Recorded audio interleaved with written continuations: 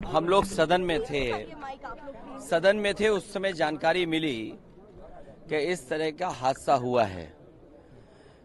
सवाल ये कि इतने बड़े पैमाने पे इतने लोगों की जान जाना, आखिरकार सरकार क्या कर रही थी, और सरकार की जानकारी में होने के बाद भी इतनी बड़ी घटना हो जाए, बहुत दुखद है।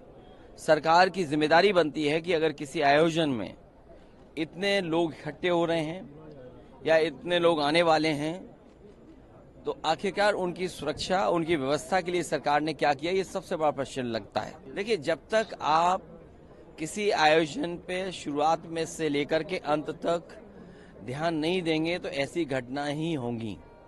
इसके लिए जिम्मेदार अगर कोई है तो वहां सरकार जिम्मेदार है। मरने वालों की मदद हो, उनके परिवार के लोगों का पूरा इंतजाम हो। जो अगर घायल हैं, जिनको इलाज की जरूरत है, हमें उम्मीद है कि सरकार उनका इलाज अच्छा कराएगी। ये आज जो भाषण में जो बात आनी चाहिए थी, 10 साल बाद भी किसान की हालत वैसे ही के वैसे हैं। किसान की आय दोगुनी कैसे होगी या किसान कैसे खुशहाल होगा, उस दिशा में सरकार का कोई स्पष्ट बात नहीं नजर आई। जो बालक बुद्धि बोले वो खुद बालक हैं। राजनीति में बालक इसलिए हैं कि जब जनता चुन करके भेजती है तो उनके बारे में किसी को टिप्पणी नहीं करनी चाहिए।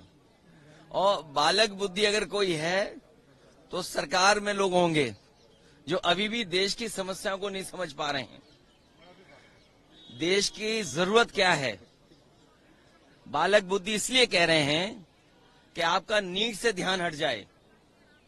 अभी जो उत्तर प्रदेश में कॉपी बदलने का मामला आया पीसीएस का, वो आप सवाल न पूछें।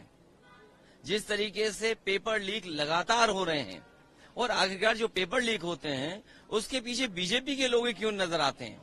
और हमें आपको ये सोचना पड़ेगा कि अगर शिक्षा में और नौकरियों में इस तरीके से धांधली हो रही होगी और इसमें अगर भ्रष्टाचार है, तो आने वाली पीढ़ी के सामने भी सवाल चिन्ह खड़ा होता है।